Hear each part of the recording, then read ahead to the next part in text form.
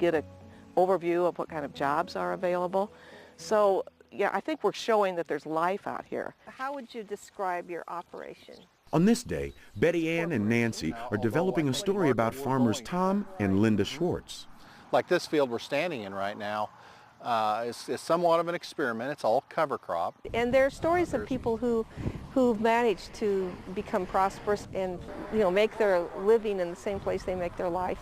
We may chase it with another cover crop and then put it in Tom and corn Linda next. say they're more than happy to promote farming and the Nebraska lifestyle. I wouldn't want to raise my family anyplace else. I mean, it's just, we feel safe, we have wonderful work ethics out here, and to be showing this to the other people in the country, I mean, let's face it, a lot of people in the country think we're hicks out here. And we have wonderful people out here and a wonderful lifestyle. Linda says that lifestyle includes a tight-knit community sharing both the good times as well as the bad. If you have a tragedy, the people are there for you. And that's really nice. I like the Schwartz story because it's going to be complex in that there are 4 or 5 different businesses within one agricultural umbrella. And I like the way they have taken a leadership position in the marketing of And in the state of in Nebraska. the state of Nebraska. Yeah. Back at their home base, the ladies discuss how their new story should be written and what other features should be added. Ooh, do we have any new essays Oh, coming yes, that's true. We have, well, I don't know, you never know. We have essays that come from far-flung in? places. We let people write essays for us, and if it's appropriate, we will put them on our website. Unlike many websites, it's not advertising that keeps the ladies going. This online connection to rural America draws support from grants and the area's featured communities. We haven't turned to advertising yet, and we like the way our site looks. We like it's clean. It's also a labor of love, both about telling a good story and sharing the story of rural life in the heartland. We'll often get comments, you know, thank you for what you're doing, and oftentimes, how can we do it where we are? We need this too. To promote the lifestyle, the quality of living, and the opportunities to live well in rural places.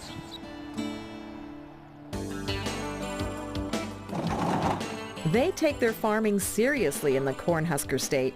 More than 90% of the state's land is devoted to agriculture. Nebraska is a prime producer when it comes to diverse agricultural products. Beef production is high on the list, but so too are Great Northern beans, pinto beans, and popcorn.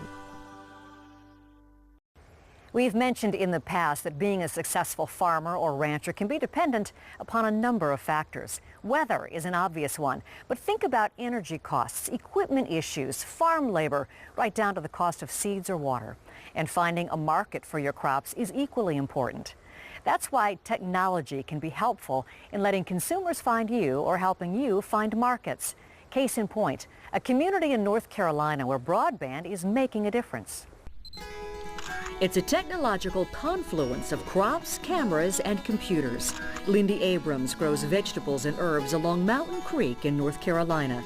Photos of her crops will be uploaded to a website, helping to sell her produce online. There are about 12 regular restaurants and individuals who buy through the website right now from me. Lindy is one of a growing number of farmers in this Appalachian region marketing their crops online thanks to the Farmers Fresh Market website. The website is one of the rural development projects created by Tim Will and a nonprofit business and technology center called Foothills Connect. What'd you get? Oh, let's see, more of those strawberries, the sticky rice. Oh yeah. The idea of connecting crops and consumers by computer came to Tim while visiting his cousin, a chef in Charlotte, North Carolina. I told him that I was working as a rural economic developer in a place where I couldn't believe it, had a lot of vacant land and not many people farming. And he said, no, the unbelievable thing is the fact that we here in Charlotte can't get fresh food. The Farmers Fresh Market website meant producers could reduce costs for sales and marketing. And restaurants saved money since buying local reduced their transportation costs. The 70 miles from Rutherford County to Charlotte, North Carolina was insignificant if you use the internet to display and sell, transact your produce.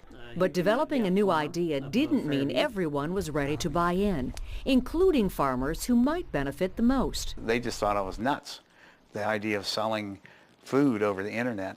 And in many cases then we had to train the farmer how to use a computer and then use the internet. The real issue was then getting the inventory, because we had to re-educate the farmers how to grow in raised beds sustainably with non-commodity crops. Learning the mechanics necessary to use the website was one more step in the education process. Well, the first thing I do is get a good picture, and I take pictures of exactly what I'm selling so that there's transparency that this is exactly where it's grown and what it looks like in the field. And then I count up how much I think I'll have available that week, and I go online and I post it. Direct deliveries and pickup locations are used to get crops to consumers. How many you got down there? Close to about 10. 10 more? Oh, go ahead and bring them on up. That's been a boon to farmer Buddy Evans, who can focus on his crops instead of sales calls. It's very easy. There's not a whole lot of sales involved. The day of the internet is just unbelievable. You get your strawberries for the salad. Now, Those time management benefits are also important for chefs who connect with growers online.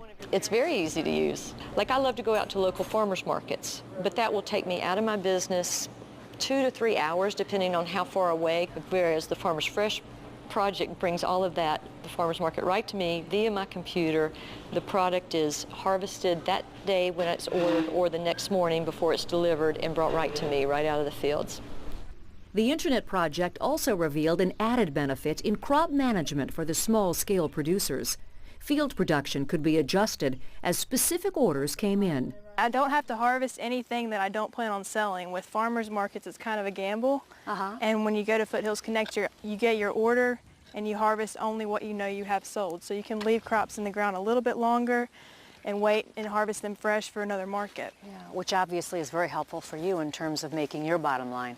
Making my bottom line and providing the freshest produce possible too.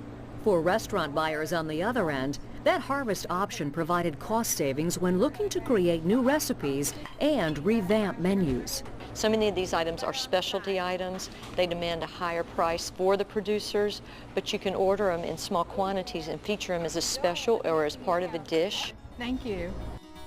Today, these rural counties are seeing greater utilization of farmland that once lay fallow, providing sustainable alternatives for growers and consumers. I never expected to be in this position this quick. It seems like it's all falling into place for us. We've been in a 200 to 250% increase each year, and we expect that to continue. One other benefit, the Farmers Fresh website has spawned face-to-face connections as well as those online. Some of the farmers are actually my customers. I get to know them, they come in here, they enjoy my food, they see their products on the menus. So it's just a wonderful relationship. Let's talk sweet stuff from North Carolina. Pepsi-Cola was invented by pharmacist Caleb Bradham in New Bern, North Carolina, way back in 1898. Jump forward to 1937, and a gentleman named Vernon Rudolph came up with the idea for Krispy Kreme donuts at his bakery in Winston-Salem, North Carolina. When you talk about connections to the heartland, you may already know that there's a wealth of information about agriculture at our America's Heartland website. But we're just one of hundreds of sites addressing agriculture in America. Some are strictly informational, but others are more personal connections. Let's take you to Kansas to meet two young women with urban backgrounds who've been sharing the story of their lives in rural America. Yes. Well, I'm getting ready and I hear that. For couples Kim and Adam Baldwin, who met online, and Katie and Derek Sawyer, who met through a friend, it was matches made in heaven with marriages in the heartland. Two couples